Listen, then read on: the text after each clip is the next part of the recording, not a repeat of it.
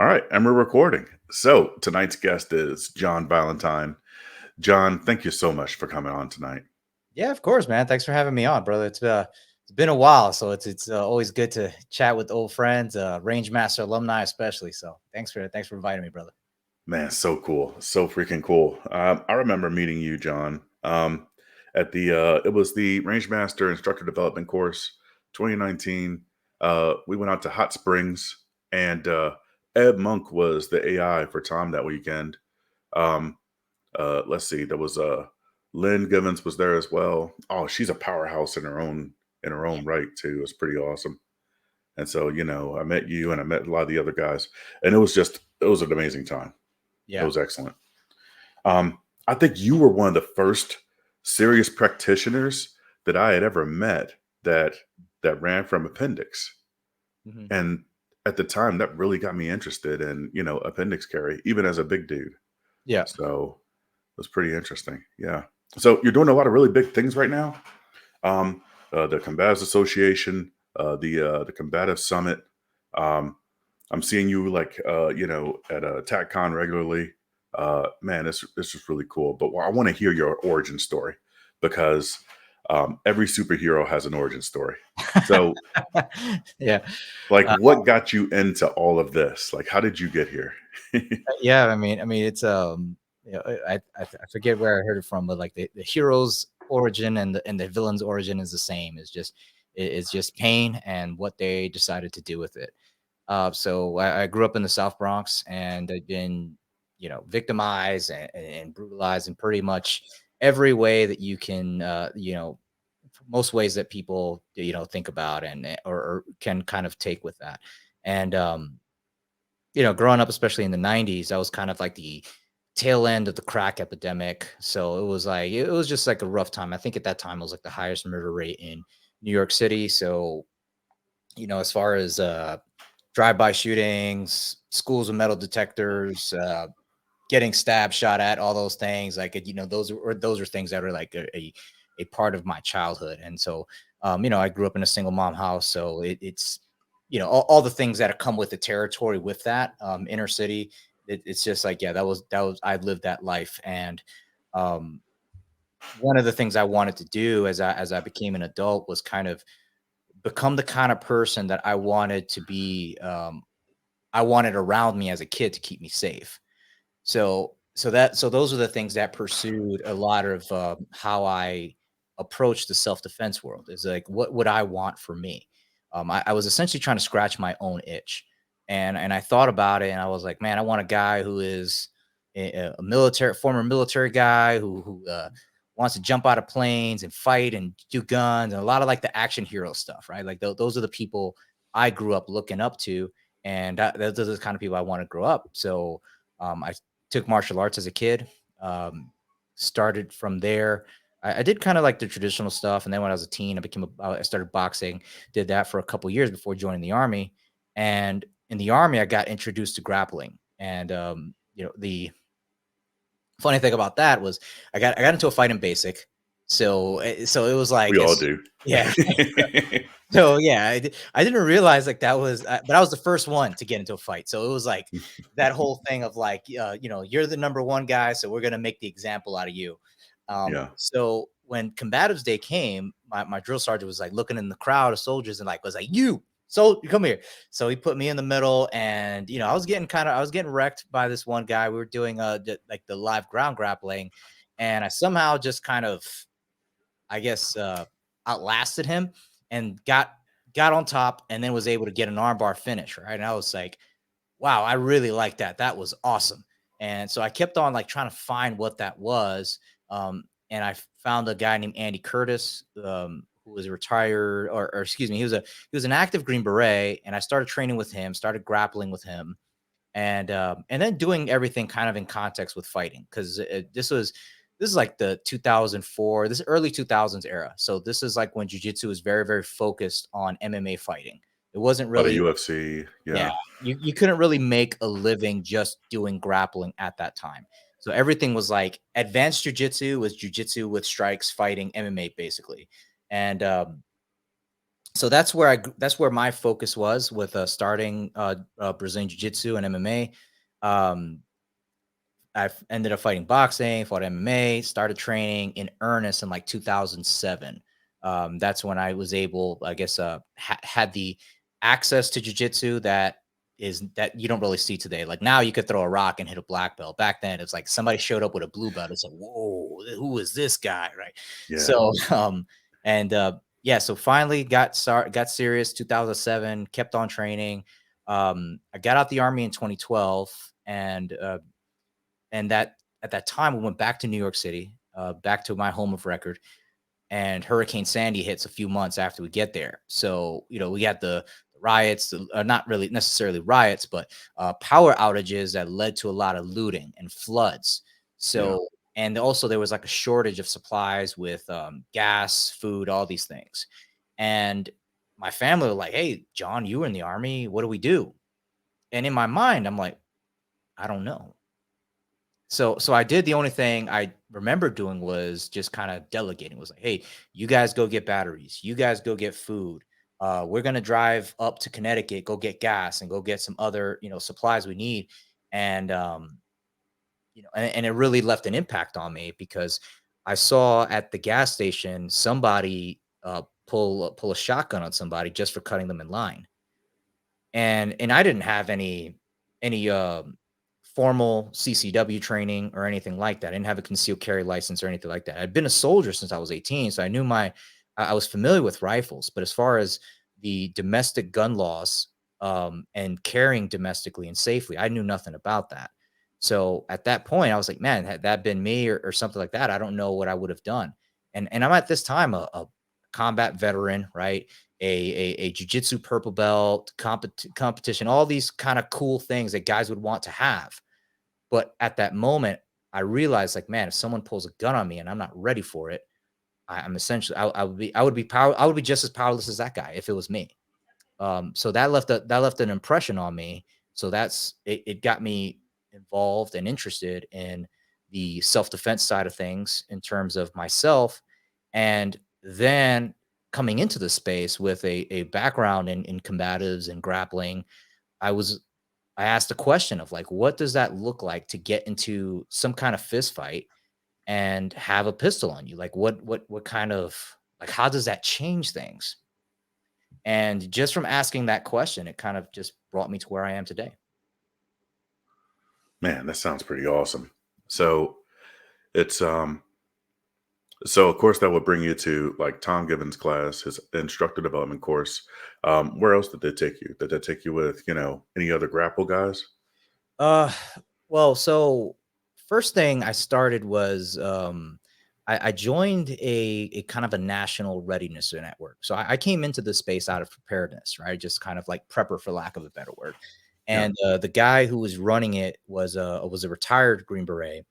And so I asked him the question, and I was like, "Hey, how do I do this? Is there some type of concealed carry combatives program that I could go take?" And he was like, "Well," he's like, "I know how to fight and I know how to shoot, but I can't really teach those things." So he tells me that I have a better credential than he does to create a program like that.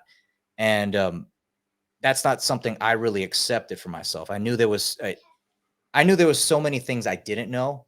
So the Yeah. first thing I did was like, well, who would know how to do this? And the only person I could think of was Matt Larson, who created the Army Combatives program. I was like, man, if there's anybody out there who would know, it'd be a guy who's a ranger, martial artist, and created this program. So I got Yeah. on Google because Facebook at the time was, or even now, it's people give social media a lot of slack, but you can get so much access to so many experts. So the first thing I did was Google him so I could try to find him online and ask him some questions. And the Yeah. way things work, I mean, the way God works is, I found his gym, and I was living in Northern Virginia at the time. His gym was 10 minutes from my house. So I was like, oh wow. So that's so I was so I went talked to him, told him about it, and he was like, "Well, not only did he answer my questions, he offered me a job to work for him." So I ended up working directly, like doing like a 2 or 3 year apprenticeship under him, where he was like, "Look, like you know a lot about jujitsu, but you don't really know a lot about fighting." And at the time, I kind of like laughed it off, like whatever, man. Like, but he was exactly right. Again, right? So many things that I did not know about fighting, about shooting, about compensating for when there's proximity involved. And so yeah, I spent 2 years working with him. That led to a brief stint working with some other companies, some other veteran-owned companies, and eventually with Green Ops. And then I also worked with what's called Defensive Shooting Academy out of Tulsa, Oklahoma.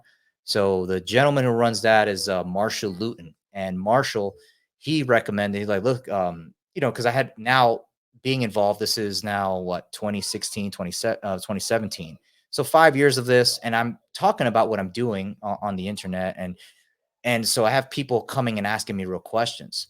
And Marshall, his recommendation was like, look, John, if you want to be serious about this, then you need to go and train with Tom Gibbons. So, and I heard about the program. I heard about that. It wasn't like the NRA stuff where it's like an outcome driven, like you pay your money, you get your cert. Like you pay your money and you may not get it. If you're not good enough, you're not going to get it. So I ended up moving to San Antonio and meeting Tim Reedy. And so I had Tim Reedy giving me private coaching there. And from there, after a year or so of private coaching with Tim, I signed up for Range Master, ended up training with Craig Douglas, doing EWO first, the Edge Weapons Overview, Jerry Wetzel. Cliff Byerly lives in San Antonio, so I'd go to his house regularly. He's not only a coach and a mentor, but now I consider him a friend, family friend also, and and just opened my world up. I just didn't realize I was, I kind of became hooked on this because I'm just I guess I'm kind of obsessive as far and a bit compulsive. That's the way my personality is. Like if I do something, I want to do it to the best of my ability. And so I was spending a lot of money driving everywhere, using every connection I could to get into classes, trained with Jerry Wetzel. I think like within a year and a half or so, I logged in like 400 hours of training. So Yeah, that's solid. so Yeah. it was like, yeah, kind of ridiculous, and yeah. So I don't recommend people do that. That's totally unnecessary. So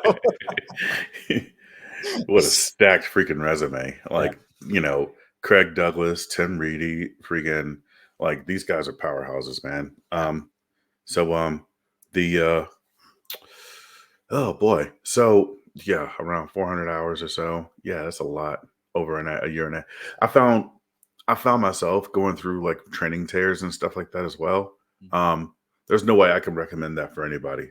For most people, I would recommend just find somebody that's local to you that has goals that are very similar to yours, and just kind of do whatever you can to spend as much time with those guys Yeah. as possible, and just trying to learn that system. Um, so you're doing a whole lot with Combatives Association right now. Like, can you tell me a little bit about like, did you create that company, or like, did you, just get on board with the team, or tell me a little bit more about it, please? So it was an organic thing. It wasn't. I never. Truth be told, it totally started as a Facebook group. That's it. That was just like a Facebook group, and I just wanted to.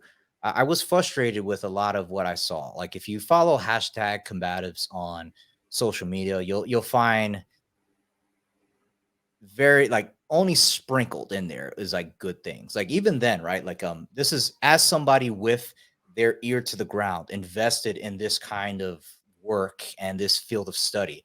I didn't find out about Craig Douglas until 2019. So between 2012 and 2019, that's how long it took me to find out about Craig Douglas. Wow. Yeah.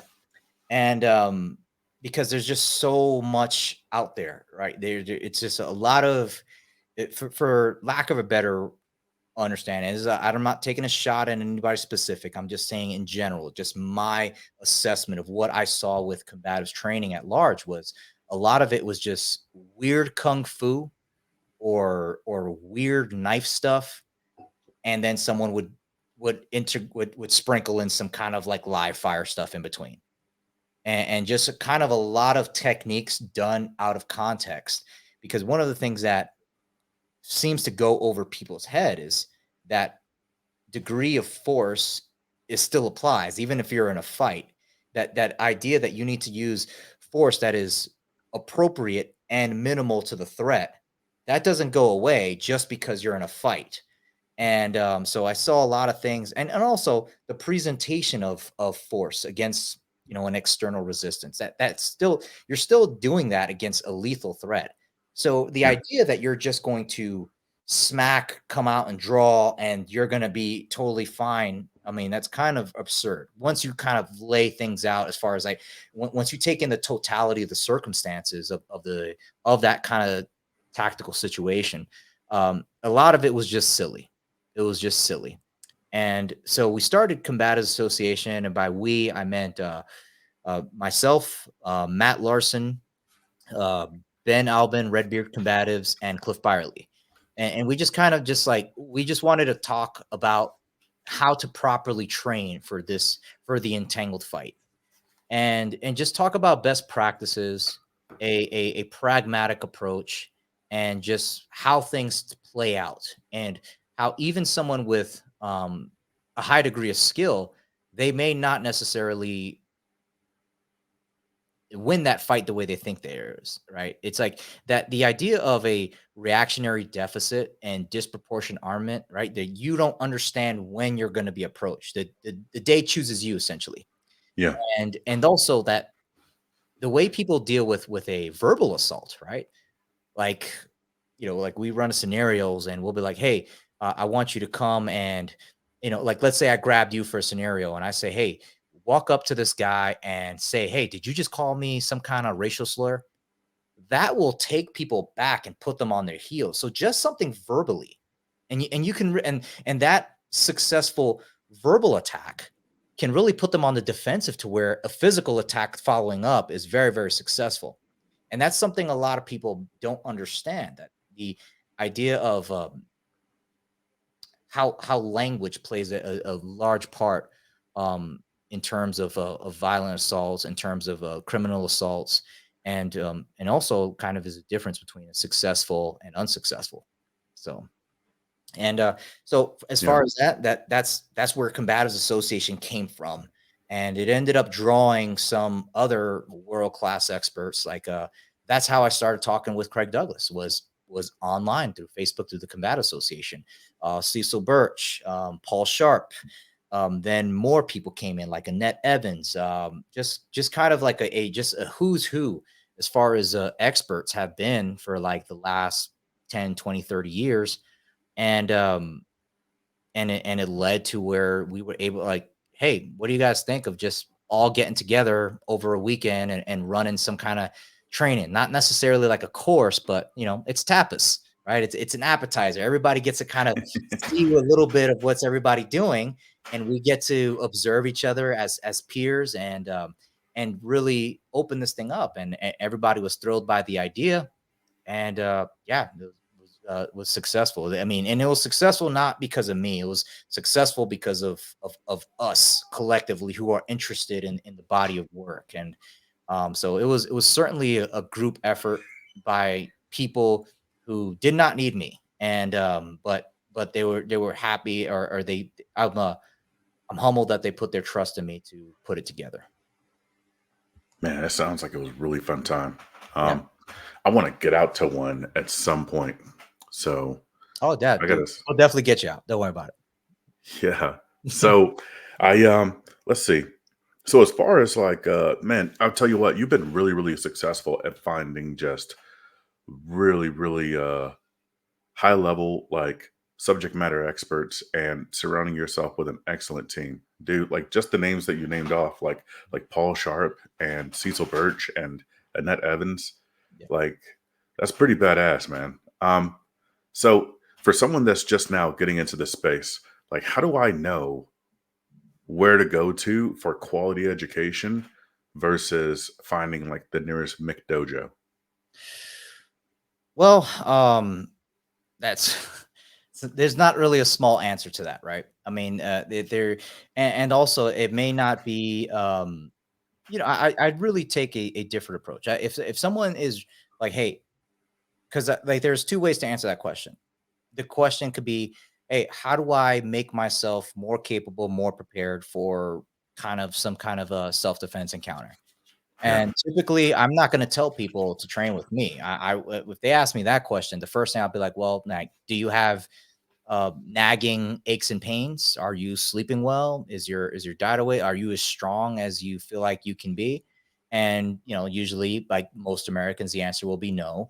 And I'll be like, well, I would solve that first. I mean, because like the most likely situation you're going to find yourself that's life threatening is going to be health related, and Yeah. that's going to be your main problem. So I'm typically going to tell people, hey, carry every day. Make sure you carry, and you're doing. You have some kind of something that satisfies you as far as safety goes, right? Some kind of Yeah. it's efficient. You can draw quickly, and you can do it every day. That's pretty much it. And then you get into some kind of strength training program. I'm not going to tell you like, hey, you need to.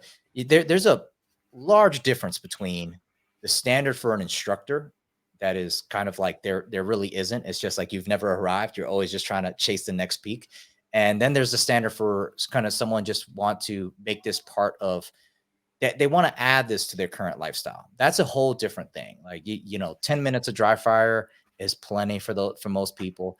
As far as most situations, if you dry fire a little bit, work out, you do some strength training, barbell strength training like 3 times a week. That's plenty good for most situations you're going to deal with. You're going to be healthier and you'll at least be more durable to where if you like, hey, I'm lifting, I have overcome myself. And now I'm looking at, can I overcome someone else? Now it's like, okay, so now you're durable enough to where we can recommend you to go to some kind of martial arts training. If you're an older guy or older gal and like you've never trained before, I'm going to tell you, look up somebody in MMA and fitness, some type of one of those things, something that's modern, and start with some private lessons. So don't go out roll with the gen pop just yet, because you just never know as far as people's ability to adjust their intensity, right? Some people they get compulsive and they just kind of go and they're not really thinking about it. It's just it's natural. So we're not going to fault those people. It's just that it's a process of learning to understand your body and controlling your pace. So I'm going to tell you, start with some private lessons first. If like, hey, I'm looking to kill two birds with one stone, yeah, 100%. Go do some MMA, do some boxing, something modern, something you see within modern combat sports that's going to be great for you. There's not too many places that I wouldn't recommend. If it's a if one if it's a element that's comprised in something in modern mixed martial arts competition, it's likely going to be real. It's likely going to get you fit, and it's likely going to give you everything, most of what you need in terms of personal defense and safety. Um, and the other thing I'll say about that is just like firearms training, there's limits. Boxing has limits. Jiu-jitsu has limits. All training has some kind of limits because they're every training method. There's everything has a training method. Boxing is punches. So clearly there's no double leg defense takedown. Jiu-jitsu is live ground grappling. So the takedowns aren't great. The clinch work isn't that great. Or it's kind of disconnected with stand-up grappling. And so on. Everything has degrees of artificiality and degrees that they're just not good at. So it's like, so there, as far as those kind of circumstances or conversations that revolve around like, well, you won't be ready for this if you do this one thing. It's just like, look, whatever you're doing, it's going to be better than nothing. So like, give yourself, most of what I tell people is a lot about showing themselves grace with just doing something. It's perfectly fine. If you're doing lightsaber fighting, that's cool, man. You're doing something for movement. You're doing something for fitness. I'm not gonna. I think people, when they look for my advice, they deserve a lot more than my bias. So that's what I try to do. I try to give them something that's going to help them, and tools that are going to be useful across their life, not necessarily mine. Did that answer your question? I'm sorry. I know that was a bit No, long-winded. that was beautiful. Like, and I especially like what you said about, When people ask your advice, they deserve more than your bias. Like that is amazing, and I'm gonna write that down. Like I'm gonna be been taking a bunch of notes here too because it's another opportunity to learn from you. So like so a lot of my clientele have physical disabilities. They might be elderly. They might have hip problems, joint problems, stuff like that. With this same advice, such as I mean, you're talking a lot about like well-roundedness, right? Like a little bit of balance and knowing yourself and knowing where you can seek self-improvement. Um, what kind of advice can you offer to people that have mobility issues or joint issues? 100%, I'd recommend them get with starting strength, because I now this is a little bit biased because I use their programming, I work with them, but they're not giving me this for free. Like I've been following a lot of their methodology since I started getting serious about training. um and Mark Ripito, like he's 100% saved senior citizens, okay, like people that have all of the worst decrepitude issues that you can think of, and he's saved them from that lifestyle, saved them from where they have the fear of stepping over a curb because their hip might give out, and they can fall and crack a hip and die or something to that effect. Or people where they were training with them and they're in their 80s, caught COVID. And the only reason they survived is because the excess muscle mass they have, because COVID just eats away at your muscles. So typically, like if people have mobility, strength issues, I mean, the way we interact with everything around us, everything in our environment requires strength. Whether we want to accept it or not, physical strength is the most important pursuit ever. Okay. And because it's just so incredibly useful. Saves us from most of the life-threatening health issues I was talking about. The excess of strength will tend to draw people away from selecting us if there's some kind of criminal looking for us for his next target. The way we can play with our kids, dance with our spouse, all these things. Strength is a huge player in those things. Being attractive, that's one thing I kind of see a lot with a lot of men. I mean, being in the military, I've seen a lot of divorce, a lot of it. I've seen I got guys with wife 2.0, 3.0, some of them are 4.0. And a Yeah, lot of it is a lot of husbands, they get lazy. And so the strength training, I mean, it's like I'm not gonna have you be like me in the sense of like you don't need to be a black belt. You don't need to be you don't need to be pursuing a master class in USPSA or master firearms instructor rating. I want you to have my job, in my opinion, is to improve your quality of life, make you happier and healthier. And so that's the way I look at things. If so, I'm always relating things to pragmatic issues. So a lot of men, they come into this with like, I want to protect my wife, but it's like, all right, cool, but have you bought her flowers recently? Have you, asked her these questions? Have you said you loved her recently? You know what I mean? Like there's so many bigger issues that like you can be the biggest, baddest dude in the room, but if you're alone, none of this shit matters. You know, yeah, none of it matters. So yeah, my focus is a little bit different. I use this is like this is to add to your lifestyle, to improve your quality of life. And I think all those things matter. I've seen guys like every a self elimination that I've seen from the land of the living with men has come from dealing with money and women. And those two things are kind of issues, right? And usually stemming from a divorce. So I'm very really passionate about those things, and I think this stuff I can lead into helping guys in that way, in a deeper, more meaningful way, other than just like, let me show you how to put rounds to target. Like I can do that too, but let me remind you like why you're doing this also. Like let's not forget of what matters most. So to answer your question. man.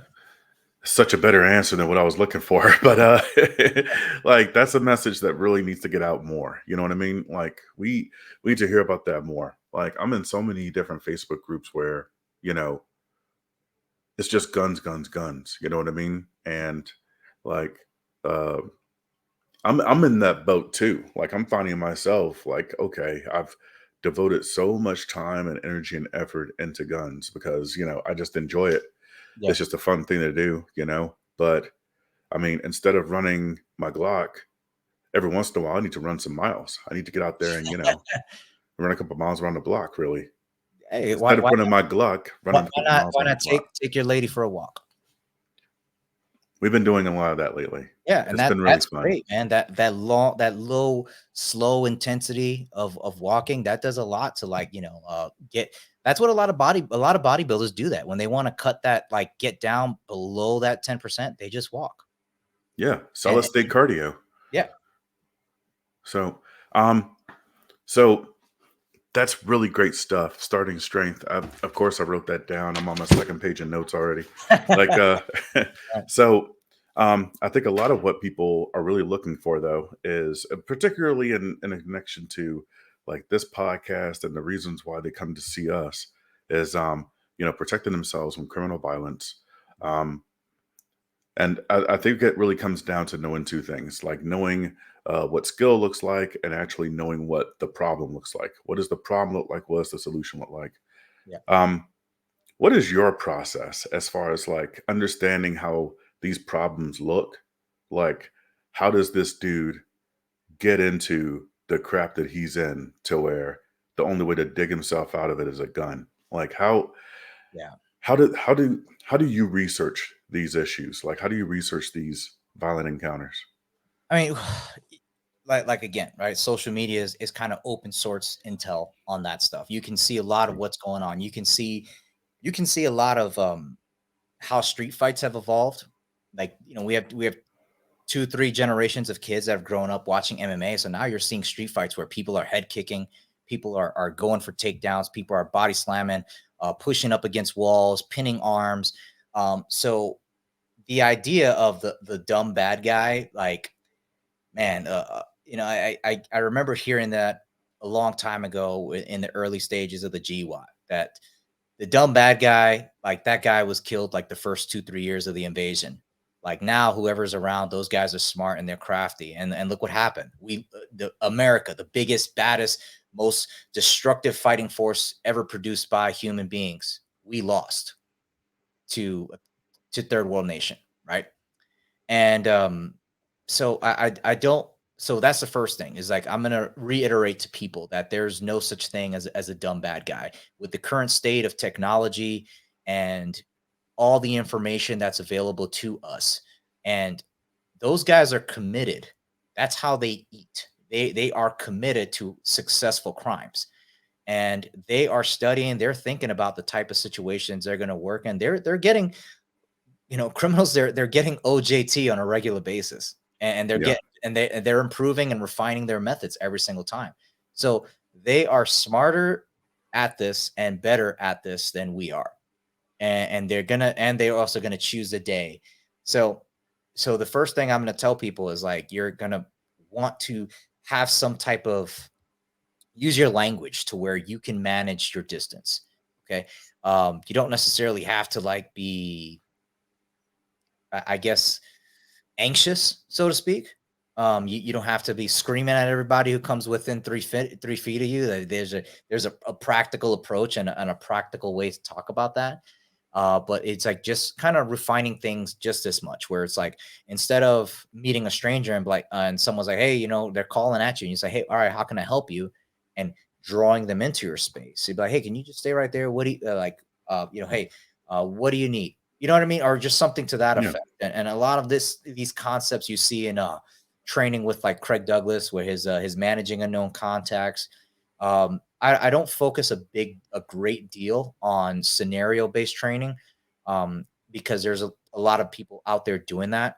A lot of what people come from me is like, usually they're fairly good at understanding appropriate use of force. If not, I reiterate that. But they kind of want to know the skills, and what I do is give them a process to work on, so that way they can develop their skills over time. So my coursework isn't necessarily designed to be an outcome approach. It's more designed to be a process driven. It's like, I give people a set of drills and things to work on, and give them an understanding of self awareness as far as their own limitations. I don't like accuracy at speed. That means they're together. These two things are not competing ideals. You have to do them together, and you have to learn how to do them together. And maybe, your accuracy is different than mine. Maybe, you've been shooting IDPA, and I'm new to this. So your accuracy at speed is different than what mine is. But that doesn't mean I can't get to where you're at. And I'm not doing that to necessarily compete with you, because once I get to where you're at, I'm going to be where you've been. So in that sense, it's like, look, this is how to refine yourself. And I want to put people on a constant process of repetition and refinement. And I don't just stop talking to people after the coursework. I'm fairly easy to get a hold of. I give people my cell and my email. They can find me on social media if need be. So I kind of maintain contact. I keep kind of loose tabs on people to see where they're at. Um, and that's my approach. So like the first course I'm going to deal with is just safe, effective use of a handgun at 0 to 25 yards is the first half of the day. Second half of the day is at retention distance. So you're 0 to 5. Um, and also using the so modern retention shooting, or using the thumb pectoral index, using the arm for fending, and also explaining that, and like, hey, this is the technique. This is the technique in without the context of how it's used. So then we have the second level, which is our other combatives course, where people start to learn about clinch fighting. And then the third one, which is a ground combatives course, where it's like, now your clinch has failed and now you're pinned, whether it's up against a wall or on the ground. And I've done it that way to, if I need to do it over 2 days, I can. But typically, I'm new in the world. People don't know me. They need to kind of figure out my ideals, and know who I am and my training methods before they sign up for 2 days. And most people don't have 2 days of money to spend. So I've broken it Yep. up into 3 8-hour courses, so that way people can get something. And whether you're taking the pistol class or the ground class, all of it kind of works, because I kind of review the stuff, the material from the other courses in each one. So that way nothing seems like totally out of place, and that way somebody who has zero training can still get a lot out of it, and they're still coming away with the training methods, and a baseline of understanding of the overall strategy to be successful in a fight. Because one of the issues that I have with a lot of the people who want to do kinetic applications, so which is your shooters and your fighters, is that winning for us looks different. Winning looks like going home peacefully. So if I make somebody bleed out, but I go to jail forever, I've lost. I've lost, because again, what matters to me is protecting my family and being my family, or just kind of living life peacefully. So those are the things that, like, I reiterate to people, and we try to focus on. Like, winning looks like walking away without any charges, and looking and on also surviving. So it's not just winning the fight in the sense of beating your opponent down, but it looks like going home, going back to living life peacefully. Absolutely. That's the goal. Yeah. That's always going to be the goal. And if I could do that without a shot being fired or a punch being thrown, man, that's perfect, you Yep. know? So, man, great stuff. Man, I am really just like I'm glad that there are folks out there like John Valentine that, can help folks, just get the skills that they need, can build the confidence and build a defensive plan. I think that stuff is really incredibly important. So Tom Givens, like I remember back to his class, he said that there just are not enough competent instructors out there for everybody that needs it. Yeah. So, Yeah. you know, and it's like I got the impression that, at first I was like, well, how can I contribute to this space? But now it's like we can't help but to contribute to it. We need more. Yeah. Yeah. I just yeah, I don't know. Like, I'm not like, I was in the army, but like, I was never a high speed door kicker. But I'm drawn to these things. These things like that, they call to me. And Mhm. looking at that, I feel like there's an obligation. Like, when you have a skill that people need, especially the innocent, the defenseless, the weak, and you can help them, I think you almost have a responsibility to deliver it. And and also to be upfront, there are a lot of people out there who they're in it for the money. They're not really in it for the people. They're in it for themselves. And that's unfortunate but true. I don't dwell on that, but it is a fact. So I try to be at least control what I can, at least deliberate, do what I can to be one of the person that is um, being genuine, being authentic, and making it about the student, making it about the patron, making it about their time and their specific problems. Um, I that's really my focus, and I feel like there's like it's funny when like there's like instructors competing. It's like there's like literally no competition. Like literally there's none. I don't. I think it's just so wide open because it's like it's um, yeah, to be, like, look at us, man. Like we're of the 1% of 1% by just taking a pistol class, and then like going on with that and going into training for instructor level training. It's like I don't know, like what's the margin on that? Like the hundredth of a percent? Like I don't even know. So yeah, like the rule, the norm is like, man, there's just so many people out there, and yeah, there's plenty of room. I don't, and I think yeah, we have an obligation to do the right thing. Yeah, yeah, I agree. I agree, man. So, so I know you got some stuff coming down the pipe. If you can let me know about like what's next for John Valentine? What's next for the Combatives Association? Yeah. Um. So I've been working on a kind of a members only website for the association because it's not for everybody. It's not, and I'm okay with that. I think um this is some instructors, they want to serve everybody, and I know a lot of people have had their issues with like James Yeager, but he talked about, we discussed this. He was like one of the first people I talked to when I first got into this, and he was like, "Look, not everybody deserves my training," and I don't necessarily feel that way, but I don't think I want to serve everybody. I think people have their own agenda, what they're trying to get out of training, and I don't think necessarily like I'm the right guy for them.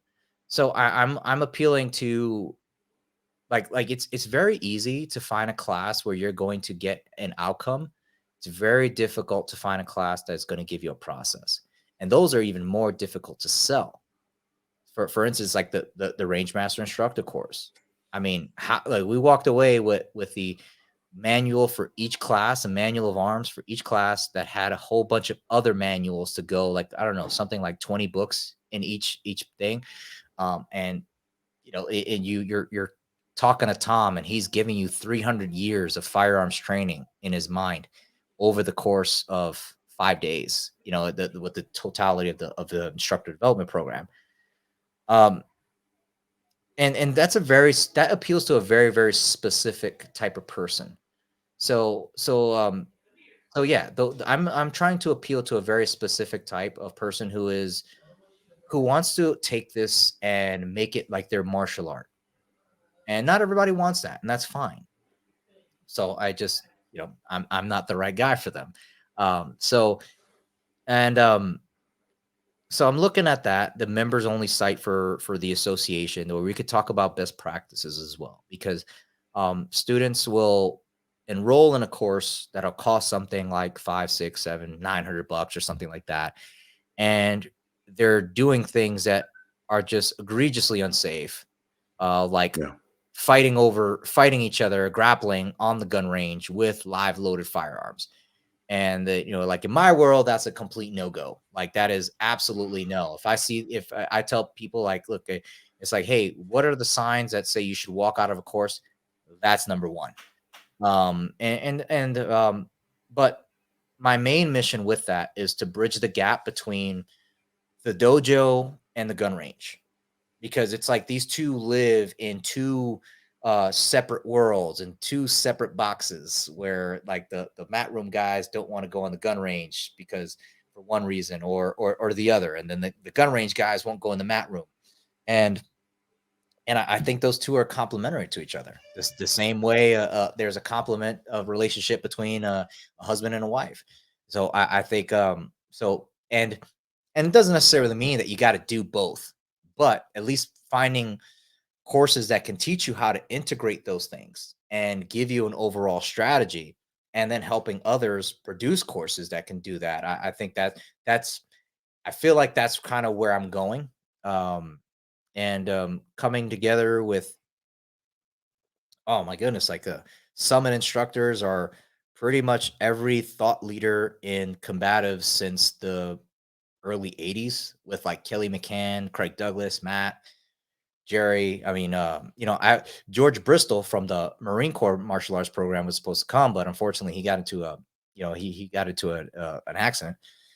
But so imagine that, and so these are like my mentors. So that's incredibly large shoes to fill, and I so yeah, I'm gonna aim big pretty much, and that's where we're working on with the association.